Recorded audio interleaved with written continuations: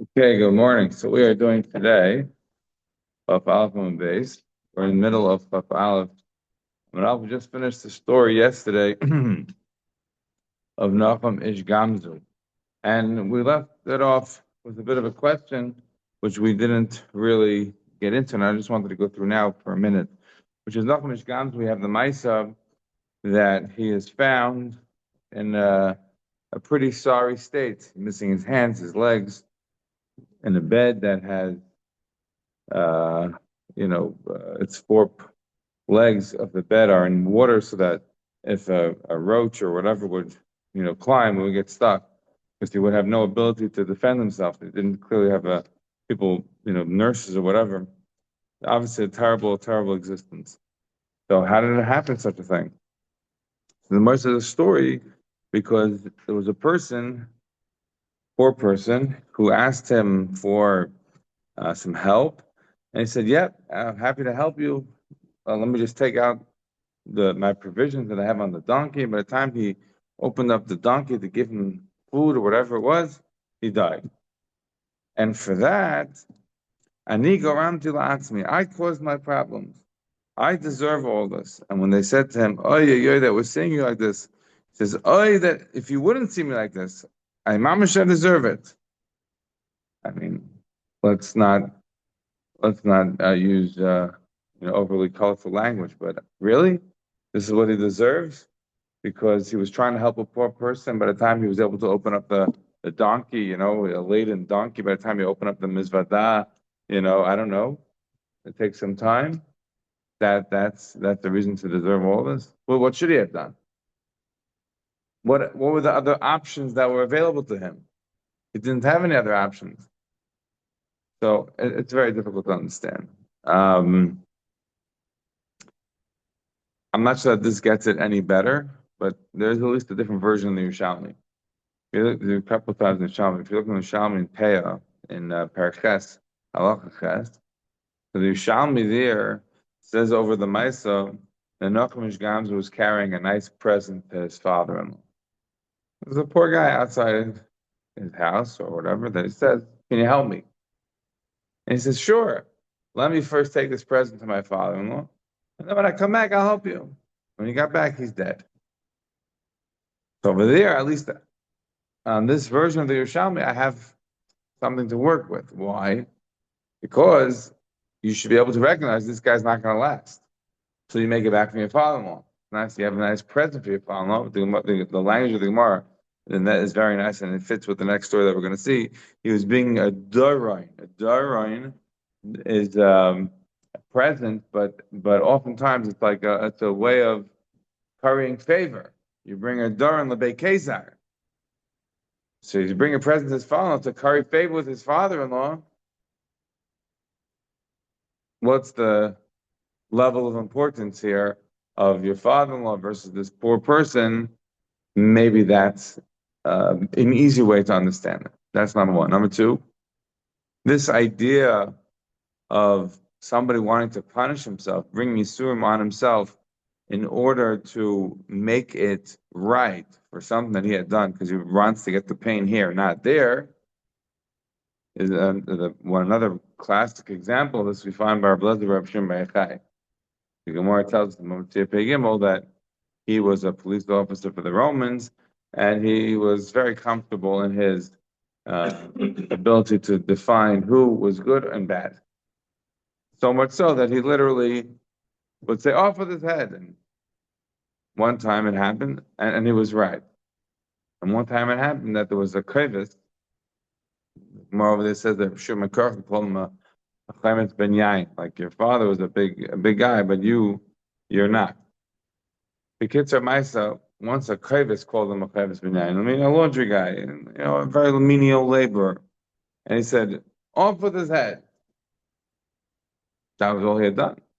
Meaning he was calling him a krevis ben Yain because he's putting all these people to death by the Romans that maybe don't deserve it because of his own sort of confidence in himself. So that was the only thing that he had done. And he felt bad. The Gemara says Elazar Shimon ran to the gallows to see if they could save him, and it was too late. Too late. They already hung the guy. So the Gemara says that he felt bad, felt terrible. And the Gemara says that they told him, don't feel bad. So why not? Because this person, him and his son, were boil and naira rasa on Malad Yom Kippur, on Yom Kippur, in there. Like, wow, right? Meaning he was a terrible guy, and he deserved it. So Rav Shimon was like, wow, if on Tzveikis I'm right, then Allah is kamba my vados that I'm right. And the Gemara says, but that wasn't enough for him. The Gemara says he cut out he was an obese person. That's the Gemara later on there on Peidalit. He was obese. He took out a piece of his, they did a surgery, took out a piece of his stomach. They put it out in Tammuz, our month now. And saw if it would be any sirchan, if it would disintegrate at all. And it did not. It did not. It was a big proof that he's a tzaddik and he doesn't need to be worried about having, killing ksherim. But the Gemara then says, if you turn the page, then Medalim base, where it says that wasn't enough for him, and he asked for Yisurin. He asked for Yisurin, and his wife. He literally got divorced from his wife, or they separated because of this. Because his wife was expending huge medical bills for doctors to heal him. But every day, when it would be coming time to learn, you'd be like, okay, bye, Yisurin, see you later. I have to learn. I don't do Bittul Torah. And the fact that I can't sleep or whatever, so at night, that's fine. But now I need to learn. So his wife said he controlled it, so she was like, forget it. You are the master of your own fate. I'm leaving you. She left. But what you see over there, a similar kind of a Maisa, where you have somebody who was not sure 100% if what he was doing was right. And in order to try to make it right, 100%, or ask the Rebbeinu to give me soon. In a similar way, here we have with Nachman Shkamsu. All right. Now, Zotik Mar, we have a story. But just before we finish, yesterday, the last line that we did was Vamai Karli Nachmish Gamzu. And why do we call him Nachmish Gamzu? The Gemara says the Kol Milsa, the Havisaka, the Amr Gamzu Teva. Because everything that happened to him, he would say Gamzu Teva. Remember the Gemara and the Brachas and Stamach over there. The Gemara told us that whatever Rabbi Kiva's line, I call Ma'ada of Rahman al Latav. Whatever Hashem does is for the good, is for the best. That line of Kol Man of Rahman al Latav is what? That's Gamzu Teva in Aramaic. But the raya that Nachmish Gamzu is called Gamzu L'Teva. I should point out that if you look in the Rebbeinu Chanan says Gamzu is a Shem Makar, and he wants to bring a raya that Gamzu was just the name of the place where he came from, because in Divrei Yom is a pasuk which says that one of the cities was called Gamzu. So that's why he says that Gamzu is not Gamzu L'Teva. It is just the place that that he was called Gamzu, because that was literally the name of the place that he came from. Now, the point about Gamzu L'Teva is not seen in this story. Right? The story that we just mentioned is not the story where you see Gamzu L'Teva. Right? That this too is for the best. What do you mean? Because over here, he asked for it. It's not Gamzu L'Teva, he asked for it. Rashi explains, what does it mean, Gamzu L'Teva? Gamzu L'Teva, Rashi says, the Salga, Kol HaMu'ur Lo Yafilu Ra. Any bad thing that happened to him, he would say Gamzu L'Teva. Right? So meaning to say that he is already Nachamish Gamzu by now. Gamzu L'Teva takes place that he didn't ask for bad things to happen. Bad things happened to him and he said this were good. That already happened before. And the classic example of where you see that, the Gemara there in Brachas told us that Rabbi Akiva, when he was alone in the he had like a little sheep or whatever he had, a candle or a rooster. He had a few things, right? And he had gone to a city and asked them for overnight lodgings, and they said no. And he ended up being alone. Mamash Rabbi Akiva was put out alone. He didn't have a place to stay. He was staying in the forest. And a lion came and ate his sheep. And then the what do you call it? The donkey, whatever it was. And another animal came along and ate the chicken, and the wind came and blew out the candle. Nothing was left. And he was literally alone in the dark. And he said, "Gamzul Taipa." And that night, a bunch of brigands came and they attacked the town. If they would have heard the donkey, if they would have heard the chicken or the light, they would have seen the light. They would have came after him. So the Gamzu L'Teva. That was his example. Here we have the example of Nachamish Gamzu. What's the story of Nachamish Gamzu? As follows. Zimna Chada. There was one time, we're about 10 lines up on Chaf Aleph, Amud Aleph. Zimna Chada. Boyu L'Shaduri Yisrael Darin L'Bei Kesar. They wanted to give a present to the Roman, to the governor. Amru Man Yezel Nachamish Gamzu. Right? Who should go? It should go Nachamish Gamzu. Again, was he called already Gamzu because of the place, or because he already was saying Gamzu from some other story? This is not clear. Why should we say Nachamish Gamzu? The Melumah ben Nisan, because he's a Melumah ben Nisan. Right? If you look at the Gemara Me'ili Yud Zayin, we have a similar Gemara there. The Gemara tells us that about Shimei Chai. Shimei Chai was also sent to Beit Kezer. It's actually funny. We just talked about the story about Matzia Peidalad. He went on that journey with the Rishon Rabbi Yossi. Rabbi Yossi didn't want to send his son. He's like, you're going to punish him. If she didn't trust Shimei Chai not to punish his son, it's a whole story there. Anyhow, the reason they send certain people is because they're experts in Nisan. Yeah, so this is what happened. So Shadru biyade mole sifto da avonim tevis margolis. He sent them with a lot of jewels. Also bas behudira belel. He also bas behudira. He went to go sleep in a certain lodging, a certain inn. Belelia, and that night, kamu hanach diure v'shakilna l'sifto.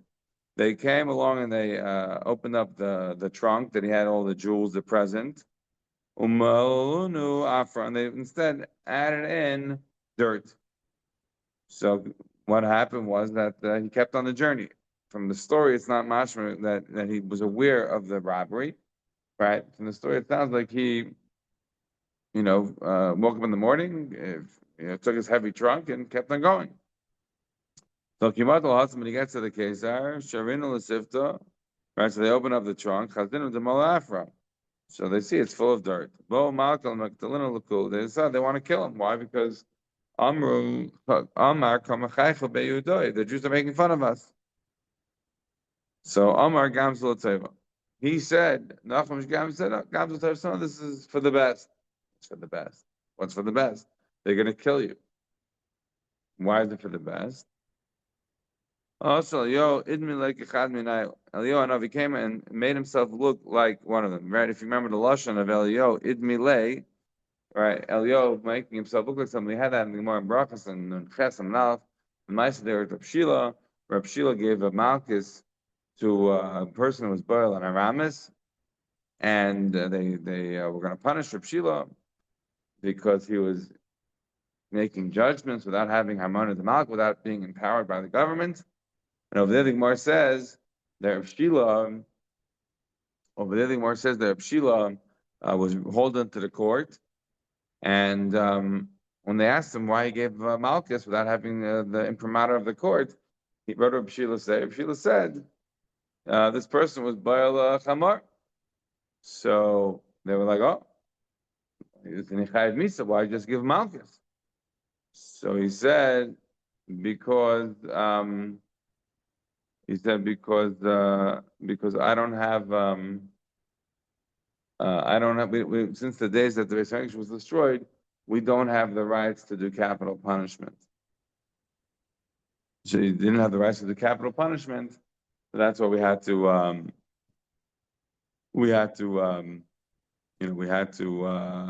only give a malchus. They said, do you have any evidence of this? So Elio was Izmir Lekichat. Elio Navi came along and disguised himself as a witness. So here also Elio Navi is coming along and disguising himself. In this case, disguising himself as one of the people there in the retinue of the court. And what does Elio Navi say? Maybe this is the special dirt from Avraham Avinu. Remember, Pasuk over there tells us in Parashat Lech Lecha,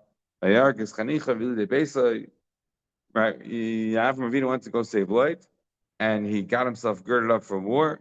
So what does it mean? That what exactly was the number? Was the number of people in his household? Was it Eliezer, domestic Eliezer? How did he fight the war against 4 kings from these? These weren't like the 5 kings; they were little city-states. The 4 kings, the king of Elam, the king of these are massive kings, huge empires. How did Avraham Avinu be able to beat them? So he had special weapons. Right from the pasuk, it's mashman that he did a surprise attack. Right, he came upon them at night. He did a surprise attack at night. So that can cause mayhem. Even a few people can make a huge mayhem. And imagine that in the days when there was no light pollution, in days when people were very superstitious, you come along attack at night, they think they have a huge victory, and all of a sudden they're defenseless. In the middle of the night, a decent raiding party attacks them. It can make everybody crazy. People start stabbing one another, and they don't know what's going on, and people start fleeing in all directions. That's the Pashup shot of what happened. But what what Eliyahu Hanavi is saying is that there was special dirt, a special miraculous weapon. They can have a shadi afra, have a saifa, right? When they would throw this earth, it would become swords. It was like a weapon. Gili have a giri, right? And they would throw other types of dirt that would become arrows. The city think of a chayber and kikash nidav kashta, right? It was basically imagine you were throwing, thousands of molecules of dirt and then becoming raining arrows and swords and all sorts of things that weren't able to withstand that kind of an attack. Yeah, so Zot the Gemara. Have echad medin said lo moshe l'michsheva. Right, there was an area that they found very difficult to conquer, and they decided to check it out. If this is a good weapon, let's check it out. But gumine v'kiv shua. Right, they checked out this weapon in this area, and they were able to win the war. So Idle Beganizum, they took the Nachum Gamzu to their storehouses where they keep all the jewels. Umalul, Sifta, Avanim, Tevis, Margolius, Mishadru, Yikar Rabba. They replenished his trunk with more jewels and sent him on his way with a lot of honor. So Kiasu Besa Bahu, obviously by this time he realized what they had done to him in the inn when they stole his stuff. So Kiyasu, when he came back, based on Bahudi, or he went to go sleep in the same place, right? This is like a shtuch, right? You don't have to sleep in the same inn. No, sleep in the same inn. They should know what happened. Yeah. So Amalei Ma'ais is the Avdila Yikar Kulihai. The people there in the inn are like, whoa, we know how we left you. How did you get such a big honor? So Amalum, I have the Shakli Mehacha. What I took from here, meaning your dirt, I brought there. So these people are like, oh my God, we have magic dirt. So what do? They literally broke down their whole inn. They took every piece of dirt in the whole property. And they brought it to the government. That earth that you saw last time, this is our earth. We brought all the special earth with us. But they checked it out in various places where they were having wars and didn't do anything. They katlinu lahanaf and they killed the innkeepers who had stolen the jewels initially with them with Nachum Gamzu. But the Gamzu Lateva is in a situation where something happened that was outside of his control. Nachum Gamzu didn't ask for it. This thing was just something that happened. And despite the fact that he was literally going to be on death row, what did he say? Gamzul Teva. The Rebbe Shalom has a plan. And had to have a special miracle, in this case for Eliyahu Hanavi to come along and give them the Eitzah. This is the special dirt. He didn't even know, right? Because from Nachum Gamzu's perspective, Oyvei. This is not special dirt. This is nothing. I'm done for. But nevertheless, Gamzul Teva, so the earth became special and was able to be utilized in a miraculous fashion, in which case, then he was rewarded, etc. Okay. Now, we go back to our regular scheduled programming from the Mishnah. The Mishnah told us that if there's a dever in the city, then if you have 3 people that die on 3 consecutive days, that's considered a real dever. That's considered a real pestilence, which requires fasting, etc. The next Gemara, the Gemara doesn't actually make sense. The Rif and the Rosh have to change the Girsa. We'll read it the way we find it in our Gemara, but you should just be aware that obviously it doesn't. It probably works better according to the Rif and the Rosh's Gerson. Says the Gemara, Tana Rabbanan, here Hamaitzi Chamesh Meis ve'elef Ragli. You have a city that has 1,500 people, right? Not 500. It has 1,500 people. Kigoin Kfar Akoi, like Akko. V'yatza Imena, and what happens from there is you have Yatza Imena Tisha Mesim Mishlosh Yamim. And you have 3 people that die on 3 consecutive days, so you have 9 people that die in 3 days. Zachar, that's considered a dever. But if it happens on one day, or it happens on 4 days, right? If it happens on one day, meaning 9 people die on one day, or it happens over 4 days, meaning it's not 3 people on each of 3 consecutive days, then that's ein zeh dever. That's not considered a dever. And now we have again the case of the Mishnah. What happens if you have a city that has only 500 people?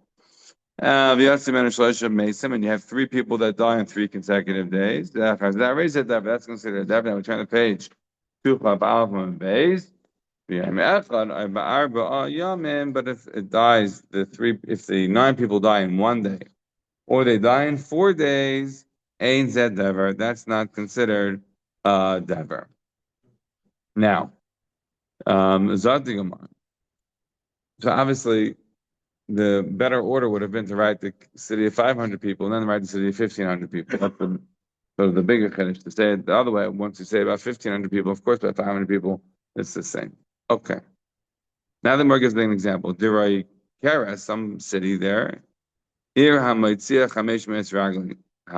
a city that had 500 people. And 3 people died there of some sort of a disease on one day. The Gazda Rav Nachman bar Rav Chizda Taanisa. Rav Nachman, the son of Rav Chizda, was Geyser a Taanit. Amar Rav Nachman bar Yitzchak. So Rav Nachman bar Yitzchak says to Rav Nachman bar Rav Chizda, Kiman. So he says to, this confusing story, it's two Rav Nachmans, but one is the son of Rav Chizda, one is the son of Yitzchak. So the Gemara says that Rav Nachman bar Yitzchak says to Rav Nachman bar Rav Chizda, Kiman, who are you going like that after one day where 3 people died, you're already being geyser fast? Right? In other words, you're being very aggressive about it. We said you normally would wait till 9 people over 3 days. You're doing it after 3 people died on one day. So he says, you're going like Reb Meir. Kiman Reb Meir, Dama Richuk Nigi Chosav Chayev, Kirev Nigi Chosav like Kolshkein. That is to say, in Bava Kama, right, we have a machlokes there. What happens if that people darshan in the pasuk? Right, if the shur, you have a shur, it's a shur tam, and the shur tam goes on Monday, and then he goes on Tuesday, and then he goes on Wednesday, so he becomes a shur muad, assuming all the requisite indisha are present. So the Gemara says that Rav Yehuda's raya is from the pasuk. The pasuk says, "Oy noida ki shur nagachu mitemel shel shayin." Unless you know that he's a shur naga.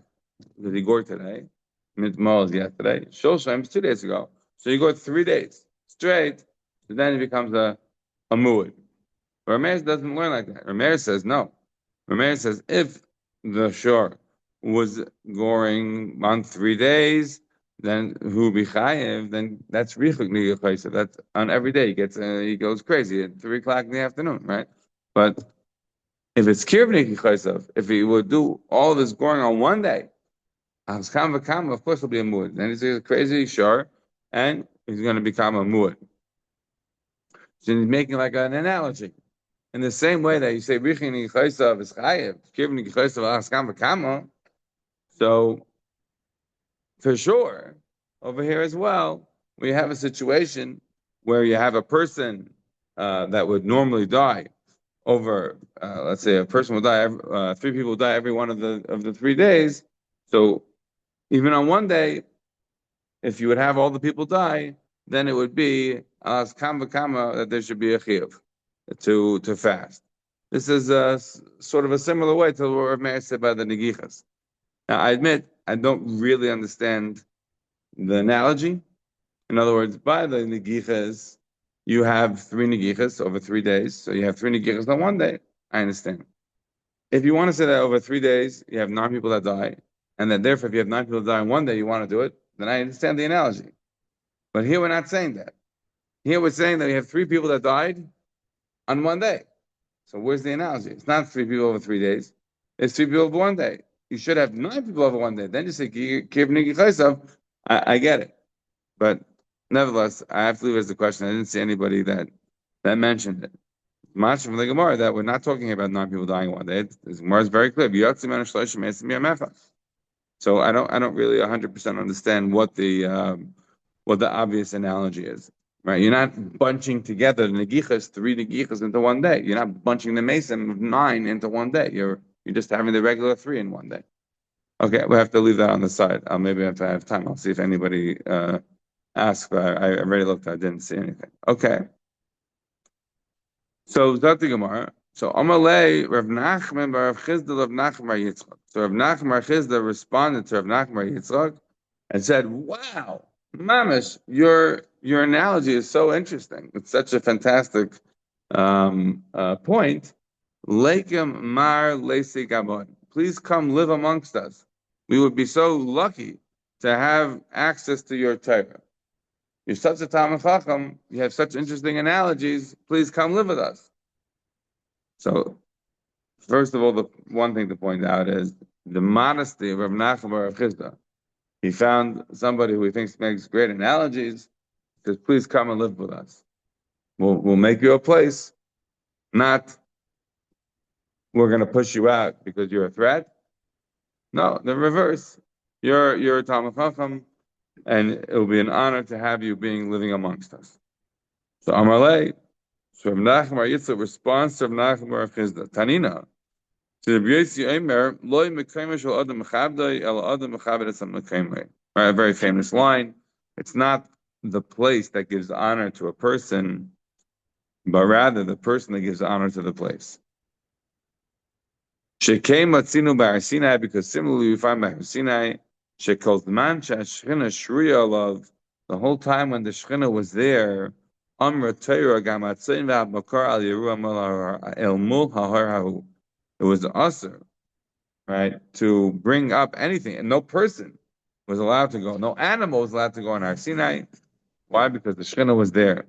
But Nistalka Shechina Mimena, when the Shechina left, what does the pasuk tell us? But when the Shechina is gone, that's just a mountain, and then everybody can go on this mountain. It was nothing special of a mountain. So too, with regards to the Ayal Mayed of the Midbar, Shekozman Shehu Natui, so long as the Ayal Mayed existed, meaning the Mishkan was up, Retire Vishalchu Min Amachane Kol Tzarua V'Chol Zav V'Chol Tamer L'Nafesh. But Huglalu, when they did Galila, meaning when they rolled up the Mishkan and were ready to travel, Huglalu Apareches, when they rolled up the Pareches, when they rolled up the Mishkan, Putru Zavin V'Amitzayram Lekanis Lasham. Everyone then was allowed to go there.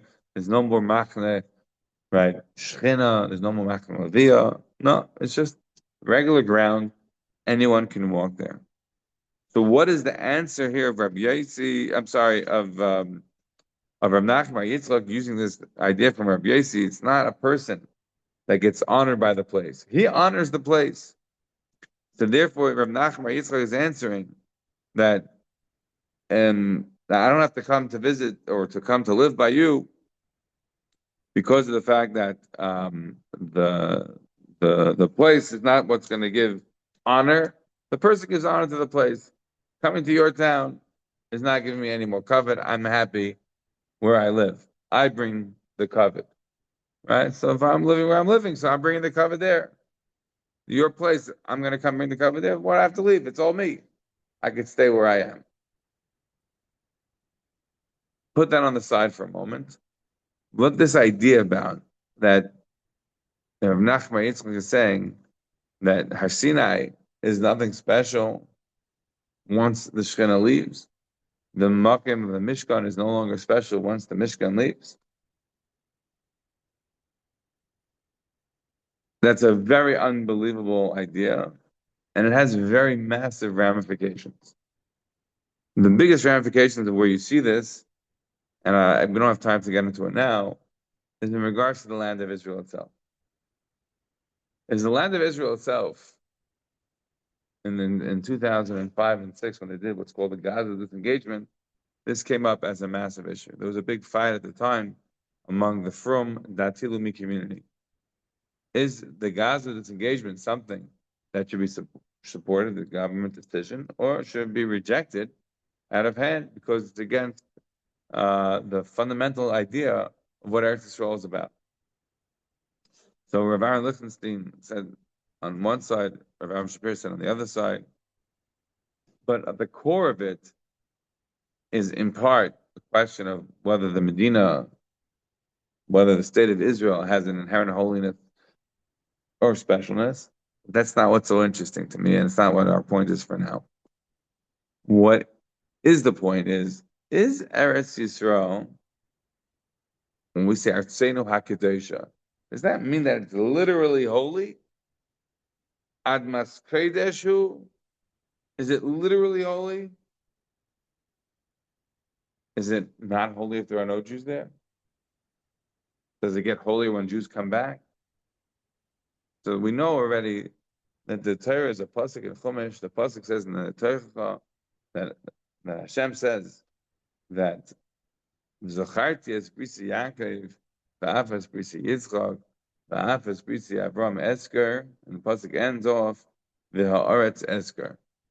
There's something special in the land itself, and look at Rashi in the Sefer Pardes. Rashi says that there's something fundamental about the land itself, that the land itself has feelings.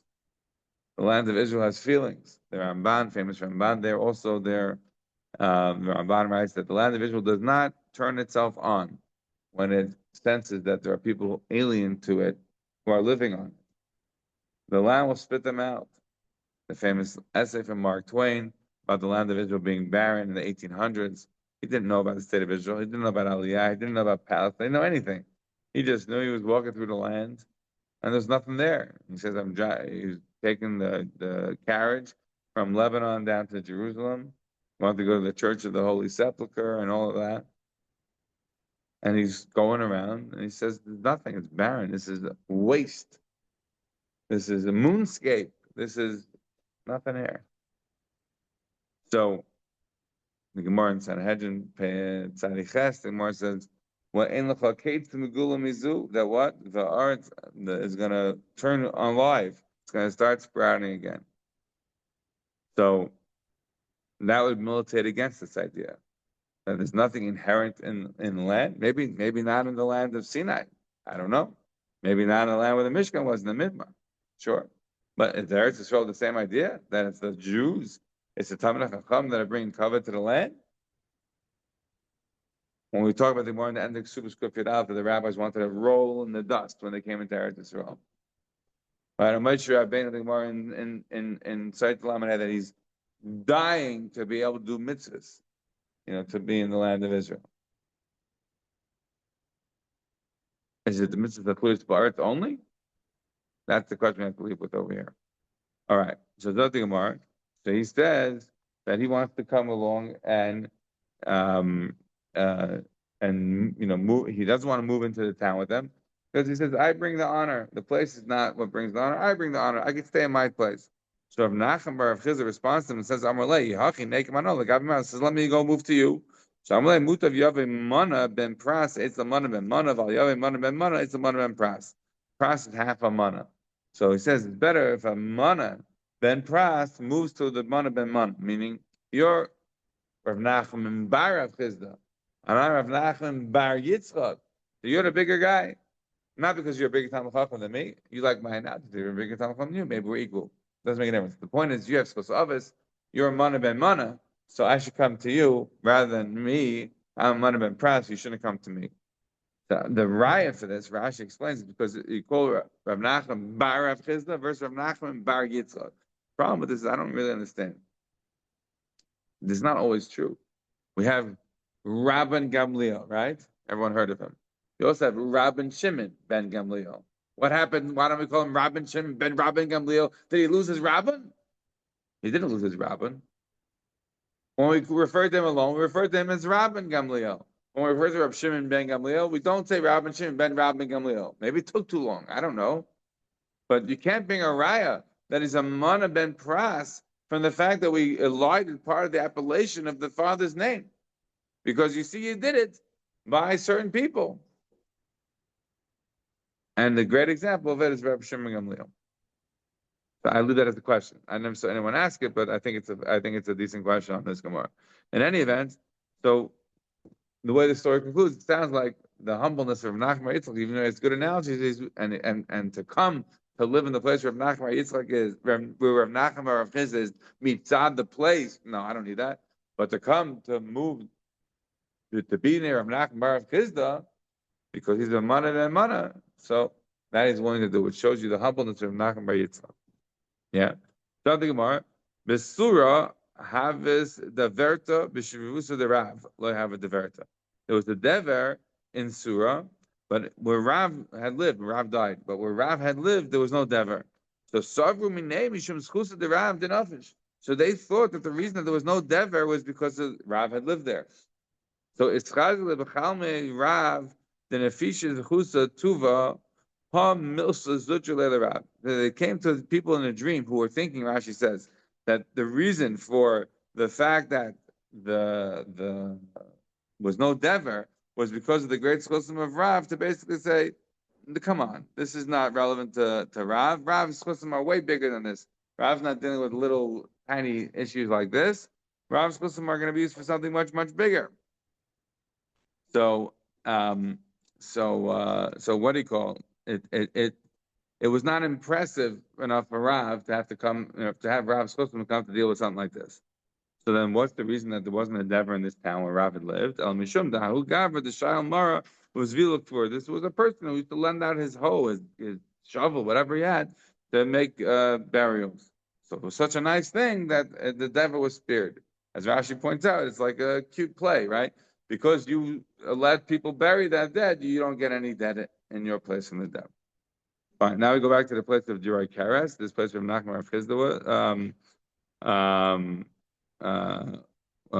was living.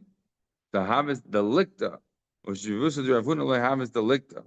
Delicta is, I think, some sort of a locust. And basically, again, there was a problem, but in the town of where Rav Huna had lived, remember, we just had Rav Huna, all the Nisim on Chaf.